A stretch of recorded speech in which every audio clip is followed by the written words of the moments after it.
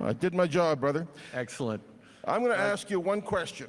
David, I saw a Michelin executive the other day who was very excited about Bridgewater as well. So yeah, we're working on that. It was in France. He was pushing a veteran in a wheelchair who was there sponsoring or something. And he said, oh, we love Nova Scotia. I'm like, oh yeah, David's going to love to hear that. So awesome. There you go. That's awesome. I'm going to ask you a question I've heard you ask twice today already in the 2 meetings that you took before this. And this is something that we're really focused on at FCM, as you know, and we put out a paper on this week. We love the Canada Housing Infrastructure Fund. It validates what FCM has been saying for a long time, that you can't build housing or support local economies without investing in vital infrastructure. We're all working to grow housing supply, to renew infrastructure, to promote public safety and build more resilient communities in the face of extreme weather. We have limited means, as you know. Property tax is an outdated way of raising revenue, and development charges are not up to the scale of what municipalities need to support and deliver to Canadians. So this question is, do you support the idea of all orders of government working together to develop a new growth framework that would support the quality of life for Canadians? And would you be prepared to help convene a national discussion with all orders of government on this really important topic? Prime Minister. Excellent. Well, first of all, Mike, I want to thank you for giving me the opportunity to take questions from people here, because the most important thing, I mean, yes, 11 years ago I showed up, gave a big speech, and everyone's like, okay, that's great. It's not just about the speeches. What I've discovered over the past almost dozen years of engaging and working in partnership, not just here at FCM, but with all of you across the country, is it's the conversations, it's the ideas, it's the solutions that you're putting forward, because you are right there on the front lines of supporting Canadians, investing, living in the communities alongside them, and responding to a variety of challenges across the country. The municipal order of government is unbelievably important in building a stronger Canada. So I am so glad to be here to hear from all of you and talk with all of you, as I did through 2 sessions and now a third big public session where there's about 90 people at the mic. So I'm going to try and be very quick in my answers. Yes, I support the idea of a municipal growth framework. There's no question about it. But I've been supporting this idea for 10 years now. We stepped up in 2015 as a federal government to say the federal government needs to get back in the business of investing directly in municipalities. And we did. We not just continued with now the Canada Community Building Fund, the former gas tax transfers up to $2.4 billion a year, but we've invested massively in infrastructure, whether it's public transit or other municipal infrastructures. We're showing up with billions on municipal housing programs. We're stepping up on things like daycare that has a direct impact on you, but we're doing an awful lot of things as we step up. And a lot of what we're trying to do is make sure that the provinces step up as well as we show up. But we've all seen that there are certain provinces that are actually pulling back, saying, oh, if the federal government's stepping up, well, then we don't have to spend as much on municipalities. And what our plan is to be additive, because we know we needed more investment in municipalities. So yes, as a federal government, we will always be there to look for doing more, to try and invest more, to make sure that you're able to deliver the services that Canadians rely on. Because what's the proportions? You deliver 90% of the services on 20% of the revenue or something like that. You need to be able to do more for cities, and the federal government can be there, but we need the provinces to be there as well. I mean, right here in Alberta, the provincial government has decided that no, not only do they not want the federal government to be investing in their municipalities, it should be illegal for the federal government to invest in their municipalities. It's not like they're planning on replacing that lost revenue from the federal government. That'd be an entirely different story. That's going in the wrong direction. So I'm happy to talk with you and to continue fighting for better funding formulas for municipalities. But we have to make sure that the provinces are there at the table. No matter how much we try to work around it, municipalities are creations and responsibility of the provinces according to our Constitution. And I hear the request for this, and we need some more operational funding, we need some more infrastructure. We'll try and help in all sorts of ways we can. But the provinces have to be stepping up more, and that's what we're going to work together on to make sure that the provinces are there, taking on their responsibility for all the growth and all the citizens of their provinces that you directly serve and create every single day. Thank you very much. Thank you, Prime Minister. We're going to open the floor to the Q&A. As with every Q&A, we want to remind you that there's a limit of 90 seconds for the questions. We have, the Prime Minister has extended his time with us to 5:35 Calgary time. So be respectful. We're not going to get to everybody that wants to speak to you, but we're going to get to as many as we possibly can. And reminder, as you know, Prime Minister, this is the order of government where we treat people with respect and openness. And well, I don't need to say that, but we are going to be strict on the time frame. All right, mic number one. You got the floor. First out of the gate. Wow, okay. Good afternoon. My name's Mayor Fred Moda from the municipality of Red Lake in northwestern Ontario, and glad you're here this afternoon and accepting the question. My question is, a little preamble first. The municipality of Red Lake is a strong economic resource hub in northwestern Ontario with a population of close to 5,000 people, and we're growing. Our community is expanding with new mining opportunities, and through your budget, the Barons River Bridge project, connecting over 12,000 First Nations people to our community. That being said, we have continuously been denied for federal funding for our critical infrastructure needs, which concludes 2 rejections from the GICB program, and most recently, the Housing Accelerator Fund. In fact, no community in Saskatchewan, Manitoba, or Ontario was approved for the Housing Accelerator funding program under the small, rural, and northern stream, except for one near Thunder Bay and Marathon, wasn't it? It was Marathon, yeah. So my question is, when are you and your ministries going to address, help, and support the needs of our small, rural, and northern communities?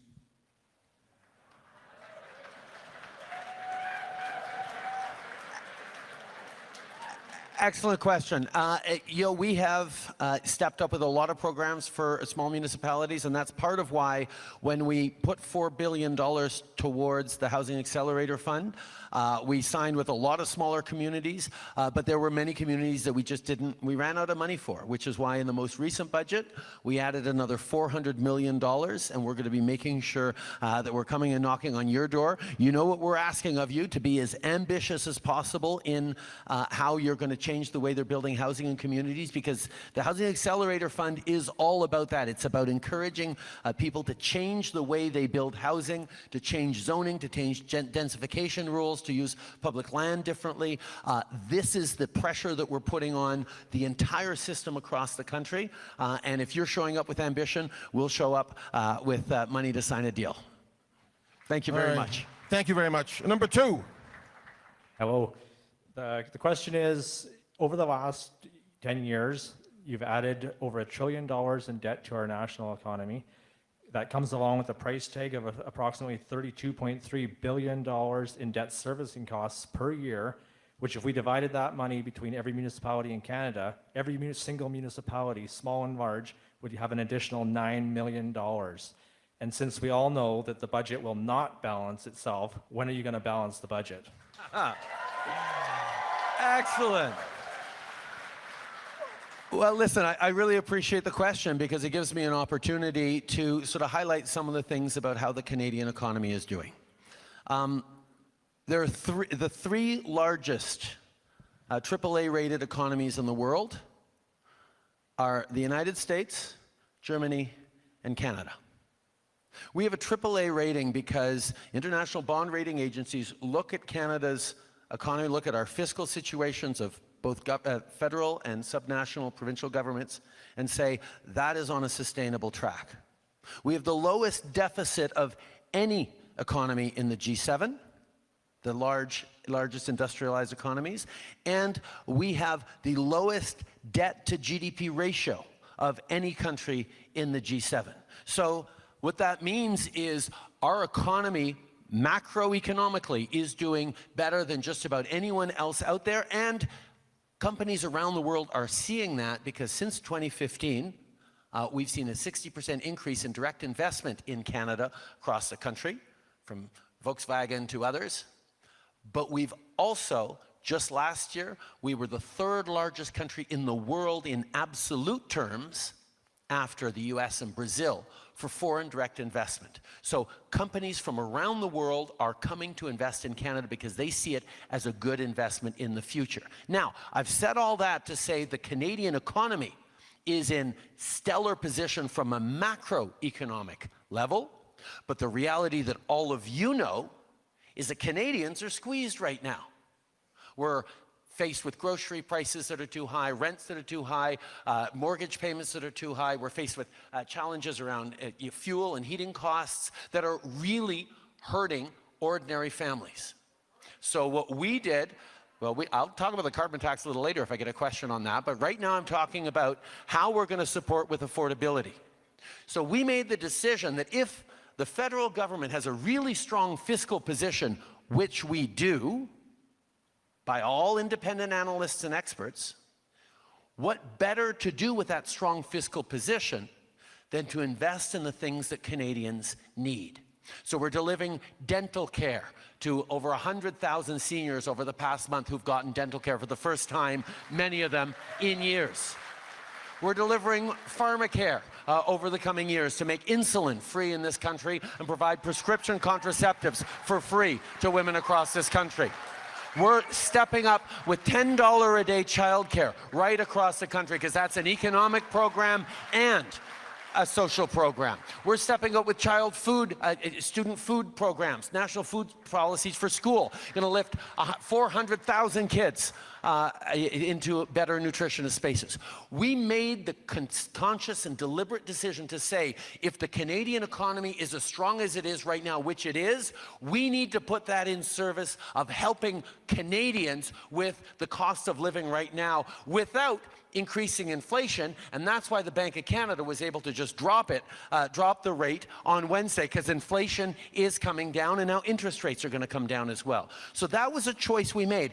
And in parenthesis, every single one of those programs, dental, pharma, childcare, are things that the Conservative Party chose to vote against because they're worried that inflation was too high. Well, we're dropping inflation and we're being there for Canadians, not with cuts and austerity, and we're going to keep doing that. And on the carbon price, it actually puts more money in the pockets of 8 out of 10 Canadian families. That's a parliamentary budget officer who says that. It's absolutely true. Thank you, Prime Minister.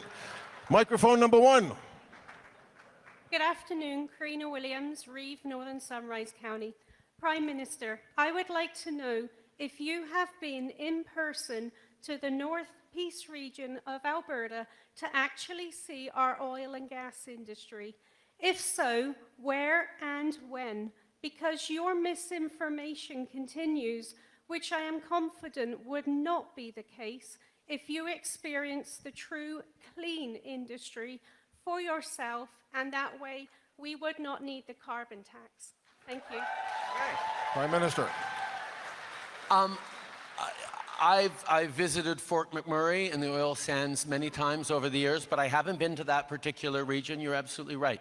But I do know how important the energy industry is to this country. And I say energy writ large because oil and gas has been a strong driver of the national economy for many, many decades. When Alberta does well, Canada does well. And that's just a basic truth. And that's something that we need to make sure we're continuing. The issue, though, excuse me, ma'am, the issue is that the world is choosing to reduce its carbon emissions right now. Investment is flowing where carbon emissions are being reduced. And we want to make sure that we continue to be part of providing energy solutions to the world. The oil sands were a technological innovation to get energy out of the oil sands. It took technology to figure it out. There's a technological problem we're having right now of reducing carbon emissions around the world because the world is warming at an alarming rate. We need to respond to the challenges of climate change, and quite frankly, we need to make sure that the energy industry in Alberta is not just able to reduce its emissions, but able to innovate so there are more good jobs for Albertan energy workers for decades to come, even as the world becomes less reliant on oil and gas. That is the situation we're facing right now. It's not me who's decided that the world is changing the way we consume energy. That's happening. And if Alberta and Canada are going to be part of that transformation and indeed benefit from continuing to provide energy to the world, we have to continue to invest in transforming and reducing our emissions while we continue to provide energy to the world. And the price on pollution, the carbon tax, is an important part of that. It has been designed so that 8 out of 10 families get more money back every year from that price on pollution than it actually costs them. That's the core math of it. It's a way of driving down our emissions while we prepare for a stronger economy of the future. And I know Albertans want to protect our environment for future generations like all Canadians do, and that's what we're going to continue to do together. Thank you very much. Number 2. Thank you very much. It's Dorothy McKay from the City of Waterloo. Thank you for being here and taking our questions. Really appreciate the opportunity. A couple of things just on going to use my preamble. We need continued investment in higher order transit, but we also, we're an urban municipality, but we need transit, and our property tax system simply can't afford to connect to help our rural communities connect to us, to build the GO train services we need, to build the second stage of our ION. We need federal support for that. But my question is around, I'm glad you mentioned housing and homelessness. We know that communities across Canada are struggling. In 2021, you had, in a health mandate letter, you had indicated that there would be a commitment to ongoing permanent funding through for mental health through the Health Care Act. And I'm just wondering, we need the support. We know that people who are on our street with lived experience, municipalities are trying to pick up the load. We need support, particularly for people with mental health and addictions. Are you committed to bringing forward that support from 2021? Thank you so much. No, thank you very much. First of all, thank you for mentioning the need to continue investing in public transit. That's why we're creating a $3 billion ongoing permanent public transit fund, so municipalities, large and small, can plan for the future over the coming years and decades, which we know matters when you're talking about public transit investments. Around mental health and mental health as healthcare and addiction support, in last year's $200 billion worth of health investments for the provinces over the next 10 years, we made a specific investment in mental health as one of those core priorities. One of the challenges we faced as a government is in 2015 we announced $5 billion for mental health funding.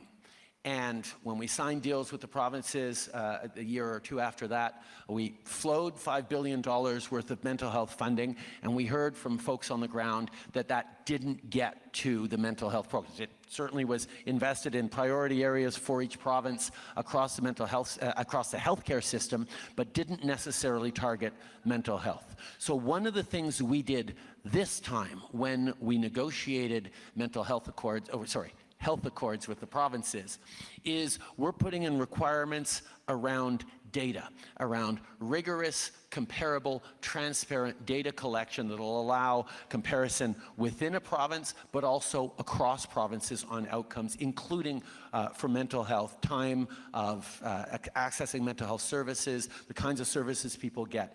It's an investment that we hope, because we can't tie direct strings to healthcare funding because provinces deliver healthcare in different ways across the country, but we can make sure that through proper disaggregated, rigorously collected and compared data, we can share outcomes with Canadians so they can see where that money is going, where those investments are actually making a difference. And those investments will be, we hope, transformative as provinces step up to deliver better mental health care for Canadians right across the country. Thank you for your question. Thank you, Prime Minister. Number one. Hello, Prime Minister. Thanks for being here. My name is Lindsay Koch. I'm a councillor in the city of Kenora in northwestern Ontario. For decades, the people of Grassy Narrows have dealt with the ongoing impacts of colonialism and poisoning of their water from a paper mill, dumping mercury into the English Wabigoon River system. A flourishing community that lived and thrived off water and fish systems has faced neurological and community poisoning by mercury. Despite meager attempts, remediation has never been adequately addressed. Today, chemicals are still being dumped into the water, further exacerbating the mercury in the ecosystem. Despite the promise by the federal Liberals to address clean water across the country, Grassy Narrows remains on a boil water advisory today, with research showing a link between poisoning and high youth suicide rates. How do you think a First Nation community like Grassy Narrows is impacted when their elders die early due to mercury poisoning and their youth die by suicide due to mercury poisoning? And what are the government's plans to not only prevent these tragedies, but also to hold companies accountable for their environmental harms and help the people of Grassy today? Thank you. No, thank you.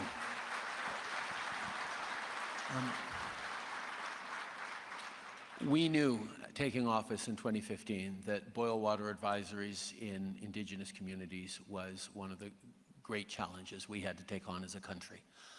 It was emblematic of the broken relationship between Indigenous peoples and the Government of Canada for decades and indeed centuries, and it was something that we had to actually fix. We have moved forward significantly, and we'll get to Grassy Narrows in a moment, but we had 109 long-term boil water advisories in place when we took office in 2015. We have now lifted about 145 of them. We have prevented about 200 short-term boil water advisories from becoming long-term boil water advisories, and there are now only about 35 or 40 communities across the country that still have, Indigenous communities that have boil water advisories. That's 35 or 40 too many still, but every single one of them has a plan, a project manager, and the funding associated to end them. So we are going to end all those boil water advisories right across the country in Indigenous communities. Around Grassy Narrows, it's a particularly egregious and challenging situation that is heartbreaking. Speaking with kids and elders from there, hearing their stories is just gut-wrenching.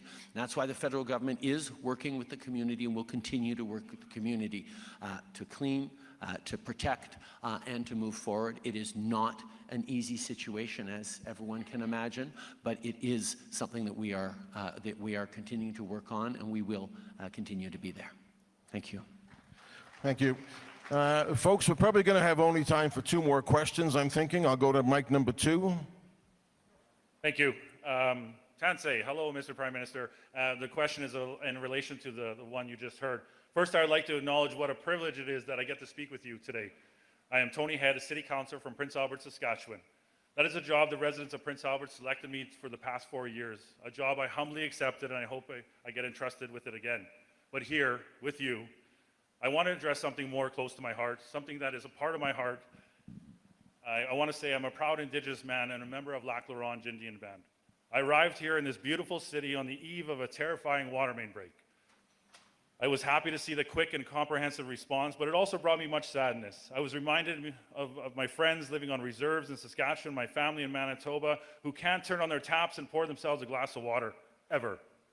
I know adults who have never been able to pour themselves a glass of water from the tap in their own home. Here in Calgary and in my home in Prince Albert and in many non-Indigenous communities in Canada, really, having clean water in every kitchen and bathroom is considered necessary. In very many Indigenous communities, for very many of my friends and family, it's nothing short of a luxury. My question to you is this: why is this okay? In this beautiful, wealthy, developed, free country, why is it okay for my people to go without water? And I know that work is being done, but I also know that it's being done at the speed of molasses. It's not considered an emergency, not like the water main break in here in Calgary. Tansei, thank you. Thank you for that. Like I said, it's not acceptable. And that is why we made the commitment to end the boil water advisories and why we have ended so many of them and why we are going to be ending all of them. It is an issue that has many different aspects to it that we're dealing with entirely. You can't just plonk down a new water treatment plant. It involves training up people so the local community can actually continue to run it. It means ongoing investments. It means a sustainable long-term future. And these are the investments we're making to lift boil water advisories and keep them lifted for decades to come. It's not going as fast as anyone would like, but it is unacceptable. And I thank you for bringing that forward. Thank you. Thank you. Why don't we try to squeeze 2 questions and you can answer them together at the end? Is that okay? So we'll do number 1 and number 2 back to back, and then we'll have the Prime Minister respond. Number 1. Sure. I will make my preamble short. First of all, I'm going to make it long. Prime Minister, I've been elected for 14 years, and you showed it at FCM every year I've been here, and I appreciate that. You care about municipalities. So I'm an Albertan. I'm the mayor in Alberta, City of St. Albert, and I've heard my premier talk about Bill 18, which is a problem between the federal government and the provincial government, and she says we need to be at the table. I heard your minister, Sean Fraser, this morning talk about the table. My simple question for you is, can you put a tablecloth on the table, put knives and forks and wine glasses, and get your ministry. We need a federal ministry of municipal affairs, for one, but we need every provincial minister of municipal affairs, and we need the presidents of associations, which I'm a past president, at the table. I'm asking you, it's June 7th. I want on June 8th an invite to the table.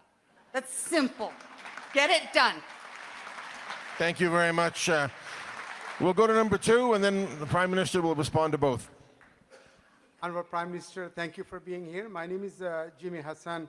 I'm from Kingston, City Councillor. My question is different than my colleagues have been asking it. With many other problems, the Ontarian and the Canadian are suffering with shortage of family health physicians. In my city only, 28,000 people, seniors, children, women, has no doctor. And we are not near to even think that we're going to have a doctor soon and we're going to deal with this issue as a municipality. Knowing this is not a municipality issue, it's not a federal issue. But I'm urging you as a proud Canadian and proud Kingstonian that if you can step up and start a blue ribbon program, hire the doctor from other countries, train them, and give it to the province and force them to take it so you can serve these Canadians who need that health services, who gave the life to work for this country. Now they're looking at you and your government to provide them the health services. I will appreciate that if you can step up, being our Prime Minister, and help us to take us out of this problem as well. Thank you. Thank you. I'll start with that one. We absolutely agree. Access to primary care, access to physicians is fundamentally important. It's the gateway into the healthcare system. If you can't see a primary doctor, you can't then see a specialist. People showing up in emergency rooms, which is more expensive and less efficient.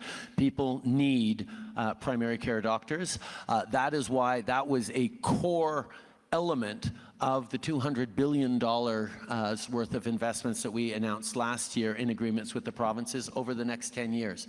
There are key metrics that have to be hit have to be shared in terms of how many Canadians have access to primary care physicians. And we're going to see results on that because the provinces are going to be held to that by citizens and municipal leaders and journalists and academics and ordinary Canadians who are frustrated that they can't access family doctors doctors. Yes, on accelerated accreditation, there are things that the federal government can do and is doing to make sure we're bringing in more doctors, but ultimately it is to the provincial bodies to actually approve the accreditation in their medical health systems. We're putting pressures on the provinces, but the more all of us can put pressures on the provinces to get more primary health care physicians in our system, the better off we're all going to be. We need to see those results. Federal government is going to show up and keep putting pressure on it, but we need the provinces to continue to deliver the right kind of health care for Canadians. The question on the table is a really, really fundamental one. And you are all of a really important order of government, and you understand the things you can do and the things you can't. As a local MP for Papineau, I used to smile whenever someone complained that the garbage trucks were too loud and there wasn't enough pickup in their week. And instead of explaining, well, I'm federal and I can't deal that, I'd say, I appreciate that request. Let me accompany you or make sure my office helps you get an appointment with the municipal office so they can follow up, and then we make sure that they actually got that appointment to get things done. You all know how easy and tempting it is to sort of shrug things off and say, oh, well, no, that's another order of government's responsibility. I can't help you on that, but yeah, we really should try and push that other order of government together. We all have to work together. We all are serving the same citizens across. We have different tools to do that, but we serve the same citizens. And municipalities are creations and responsibilities according to our Constitution of the provinces. The federal government has, in times past, certainly was what I heard about when I showed up here as leader of the third party in the House, newly selected Liberal leader here. I heard how it was harmful on the Federation of Canadian Municipalities and all of you that we had a federal government back in 2013 that didn't engage constructively with the provinces, or sorry, with the municipalities. I didn't engage that constructively with the provinces either, but that's another thing. Having a federal government that doesn't want to step up and invest and work with directly municipalities was one of the big things I promised to turn around back in 2013 in my first meeting with you. And I think I've demonstrated, at least by showing up and engaging, which is more than could be said for the Conservative leader who is conspicuous in his absence from last year and this year. Maybe he'll show up next year.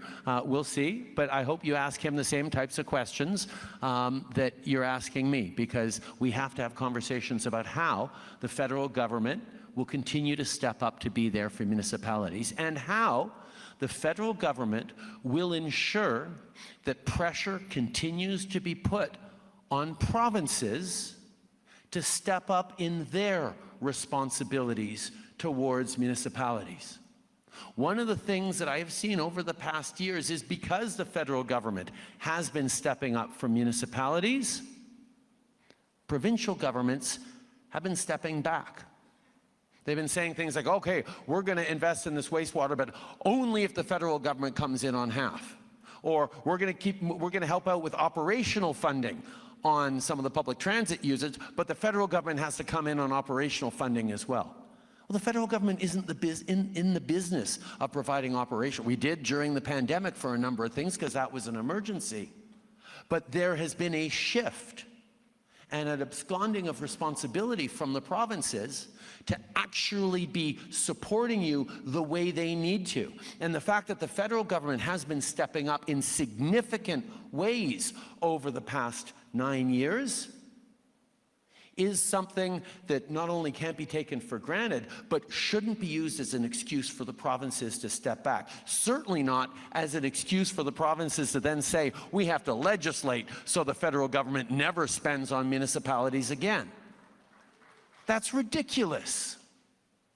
So I am absolutely open to convening meetings between the provincial premiers and municipal leaders from across the country so the federal government can be there to talk about how we're going to understand that the Canadian Constitution and the way we run things has changed from being 80% rural and 20% urban 150 years ago to being 80% urban and 20% rural in terms of our population across the country now. And that requires new ways of funding the towns, cities across the country that support the vast majority of Canadians. There is something that we need to fix, and we need to fix it together. So I am happy to look at ways where we can convene both the provinces and municipalities to talk about how we're going to create a new growth framework. But the solution isn't for the federal government to just give more money if it's not going to be the provinces also finally stepping up to be there as true partners for municipalities right across the country. And that's what we're going to work on together. So thank you very much for your question. Thank you for bringing that forward. Prime Minister, thank you very much for being here at FCM year after year at our annual AGM. Thank you for taking questions directly from municipal leaders across the country. We're sorry we couldn't get to everybody, but the conversations will continue, and we appreciate you being here. And I'm going to hand it back to the dynamic Catherine, I think our host, Prime Minister Justin Trudeau. Thank you very much. Thank you very much.